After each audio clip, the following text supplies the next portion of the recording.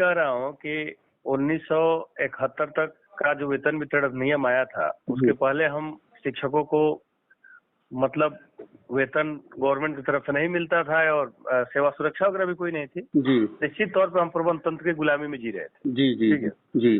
उस समय के तत्कालीन शिक्षक संघ के नेताओं ने संघर्ष किया, लड़ा और लड़ने के बाद जो है 1971 के वेतन वितरण अधिनियम आया, आगे चल के संशोधनों के सेवा सुरक्षा वगैरह सब मिली, पुरानी पेंशन भी मिली जी। और समृद्धशाली हुआ अपना विभाग। ठीक है जी जी जी। लेकिन एक चीज जरूर चिंतन करिएगा सर जी।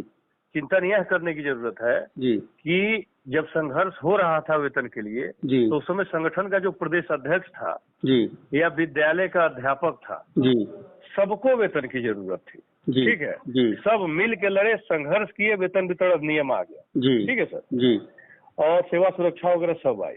जी ठीक है जी और आज की वातावरण स्थिति देखिएगा, जी माध्यमिक शिक्षक संघ उस समय एक था, जी उसका नेतृत्वकर्ता भी पीड़ित था, उसको भी वेतन चाहिए था, पेंशन चाहिए था, सेवा सुरक्षा चाहिए था और अध्यापक को भी चाहिए था। जी। मैंने प्रदेश अध्यक्ष रहा या विद्यालय का अध्यापक हो, सबको जरूरत थी। जी जी। आज स्थिति ये आ गई है जी कि अपने निजी हितों में माध्यमिक शिक्षक संघ के इन लोगों ने अलग अलग गुटों में बांटा, 10 गुट में बांट दिया। जी। ठीक है देखिए और उसके साथ साथ जितने गुट बने हुए हैं सबके नेतृत्व करने वाले लोग रिटायर हैं।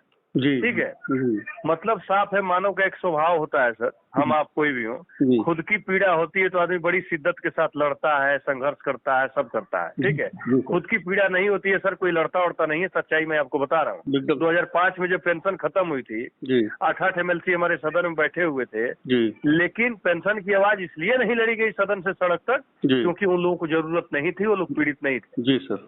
और 2015 के बाद पेंशन की लड़ाई इसलिए मजबूती के साथ लड़ी जा रही है क्योंकि विजय कुमार बंधु के नेतृत्व में अटेवा एक पीड़ित लोगों का आंदोलन खड़ा हो गया और अपनी लड़ाई लड़ रहे हैं और बेहतर तरीके से जीत रहे हैं। जी सर। जी सर। दूसरी तरफ आप आइएगा कि विभिन्न गुटों में हम लोग बटे हुए हैं, सबके नेतृत्वकर्ता रिटायर हैं, जरूरत उनको नहीं है, इन्हीं के रहते पेंशन चली गई, इन्हीं के नेतृत्व करते करते आज प्रधानाचार्यों का वेतन चला गया, इन्हीं के रहते रहते देखिए सेवा सुरक्षा हमारी खत्म हो गई, इन्हीं के रहते रहते आप देख लीजिए कि ये प्रबंधकों का यूनियन बन गया। प्रबंधक का जो यूनियन है वो मांग कर रहा है कि सरकार अनुदान अपना वापस ले ले। मतलब सोचिए सरकार जो वेतन दे रही है उसी के लिए मांग हो रहा है कि आप मुझे वेतन मत दो, हमें नहीं चाहिए। अब सोचिए कितनी बड़ी विडंबना है। तो सरकार तो चाह ही रही है कि तरह तरह से जगह जगह से हमारा बच जाए। ये सारी चीजें ये लोग इसलिए करवा रहे हैं कि ये सब के सब प्रबंधक है बहुत सारे कॉलेजों के। और सब लोग रिटायर्ड है, रिटायर्ड होने के बाद बहुत सारे उस जमाने में लोगों ने स्कूल खोला, इनके नात पात्र रिश्तेदार सब प्रबंधक है। और मैं देखिए सरकार को दोषी कम दूंगा, अपने शिक्षक संगठनों को इसलिए दोषी दे रहा हूँ क्योंकि यार सदन में जब भी कोई कानून लाया जाता है, कुछ भी लाया जाता है, हमारा प्रतिनिधि होता है, उसको पहले ही उसकी अधिनियम की प्रतिलिपि भेज दी जाती है कि इस पर बहस होनी है, अधिनियम पास होना है। पास होने के बाद अधिनियम जानकारी हो रही है हमारे विधायकों को, हम लोगों को पहले आखिर में बताते जब अधिनियम पर बहस होने वाली थी, पास होने वाला था, हम लोग सड़कों पे हंगामा करते, लड़ते, सेवा सुरक्षा को जुड़वाए होते नए शिक्षा आयोग में। सही बात। लेकिन इसमें ये सब मिले हुए हैं। मिले हुए इसलिए हैं क्योंकि इन सबको जरूरत ही नहीं है भाई। जितने गुटों का आप नाम जानते हैं सारे गुटों के नेतृत्व रिटायर है। अब प्रश्न ये खड़ा होता है कि हमारे, अब देखिए एक बड़ी सवाल है इस समय के वर्तमान में नौकरी करने वाला जो हमारा माध्यमिक का शिक्षक है उसको सोचने की जरूरत है कि आखिर अब कैसे लड़ा जाए, क्योंकि उन लोगों ने संघर्ष किया, वेतन, सेवा सुरक्षा, पेंशन सब दिलवाई और अपने जीते जी सब खत्म करा ले गए। ठीक है सर। अब रह गई हम शिक्षकों की कि हम लोग क्या करें। भाई हम लोगों के एक ही विकल्प है, विकल्प ये कि हम सब एकजुट हों, जो कार्यरत शिक्षक है उनको मजबूत करें, अपनी लड़ाई खुद लड़ें। जो कार्यरत शिक्षक है, कार्यरत शिक्षक ही खुद आके मजबूती से लड़ाई लड़े। और इसीलिए हमने कार्यरत शिक्षकों का हम बहुत पहले ही अंदेशा, हमको 2 साल पहले हो गया था, इसीलिए हमने जो है कार्यरत शिक्षकों का एक विंग खड़ा किया सभी शिक्षकों को एकजुट करने के लिए। ठीक है सर। वो दिख भी रहा होगा जिसके लिए हम लोग कहे कि भाई राजकीकरण कर दो यार, राजकीकरण हो जाएगा तो भला कम से कम सेवा सुरक्षा वगैरह तमाम चीजें हम लोग की बन जाएगी। ठीक है और उसकी लड़ाई हम लड़ रहे हैं राजकीकरण की। लेकिन एक चीज है सर, शिक्षक जो कार्यरत है उनको जाति धर्म पार्टी सब किनारे करके एकजुट होना पड़ेगा और मंथन करना पड़ेगा कि मानव का स्वभाव जो है कि हमारी लड़ाई वही लड़ सकता है जो हमारी समस्याओं से ग्रसित हो, जो भी उनको दिखे। बिल्कुल। एक जगह सब लोग, मैं नहीं कह रहा हूँ मेरे साथ आ जाए, मैं कह रहा हूँ जो भी लगता है कि हमारे जैसा है, पीड़ित है, नेतृत्व कर रहा है, संघर्ष कर रहा है, उसके साथ सारे लोग एकजुट हों, संघर्ष करें, लड़े, क्योंकि यह लड़ाई इसलिए भी और कठिन है कि जब वेतन वितरण नियम नहीं था तो उस समय किसी शिक्षक को कोई लोन वोन नहीं मिलता था। बहुत बारीक बात बता रहा हूँ आपको। किसी के पास कोई कर्जा वर्जा नहीं था, घर से खा के जाते थे, दिन भर स्कूल में डीआईएस कार्यालय अपना धरना देते थे, जेल में जाते थे, महीना दिन वहां रहते थे।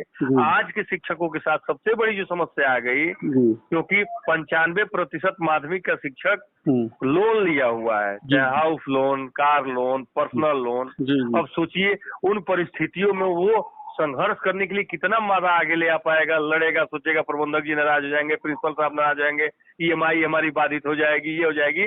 अब का वातावरण चुनौती बहुत ज्यादा है सर। बिल्कुल बिल्कुल। उस समय इतनी बड़ी ज्यादा है कि कोई नहीं चाहता कि एको महीना हमारा वेतन डिस्टर्ब हो, एको महीना हम निलंबित हो। क्यों? क्योंकि उसका ईएमआई तमाम चीजें बधी हुई है। तो गुलामी की तरफ तो गवर्नमेंट हम लोग को ठकेली दिया है, और यही एक विकल्प है सर। क्योंकि देखिए सबको लाख के बाद भी त्याग करना पड़ेगा, आना पड़ेगा, संघर्ष करना पड़ेगा। सब लोग मिल के संघर्ष करेंगे तभी होगा।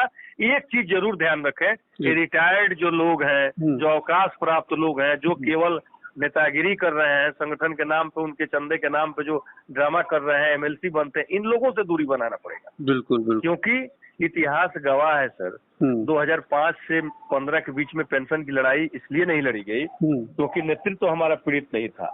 15 के बाद पेंशन की लड़ाई इसलिए मजबूती से लड़ी जा रही है क्योंकि अटेवा का नेतृत्व पेंशन के आंदोलन में पीड़ित आंदोलन नेतृत्व पैदा हुआ विजय बंधु के नेतृत्व में। 1971 का वेतन वितरण नियम का आंदोलन इसलिए सफल हो गया क्योंकि वह आंदोलन नेतृत्व पीड़ित था। आज हम लोग इसलिए दुर्दशा में झेल रहे हैं, इसलिए रसातल में चले गए क्योंकि जितने गुट बने हुए सबके नेतृत्वकर्ता पीड़ित ही नहीं है, सब केवल नेतागिरी कर रहे हैं और कुछ भी नहीं करते हैं, केवल डराते हैं हम लोग बीच में आके, कर कुछ नहीं रहे। क्योंकि इसीलिए सब हो रहा है सर। अब शिक्षकों को सोचना है कि शिक्षक क्या करेगा।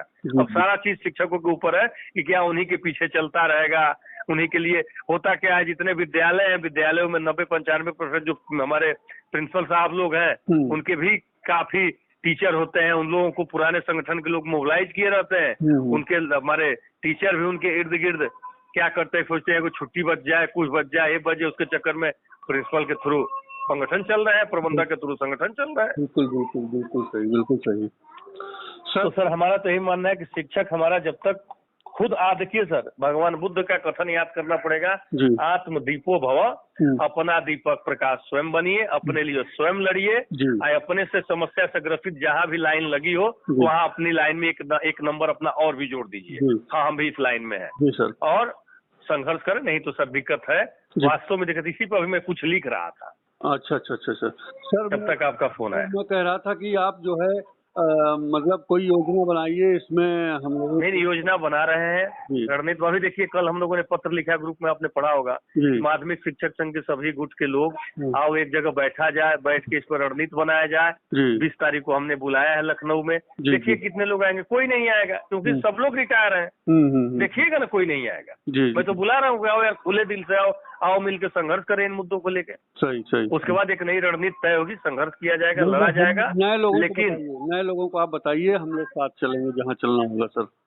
लेकिन ये है सर कि शिक्षक साथियों को कहीं न कहीं यह थोड़ा सा अपने अंदर हिम्मत दिखानी पड़ेगी। ठीक है कि हर आदमी लोन, ईएमआई तमाम जाम में उलझा हुआ है, लेकिन यार गुलामी जीवन भर करना पड़ेगा ना, जब तक नौकरी है तब तक न करना पड़ेगा। सही बात है, सही है।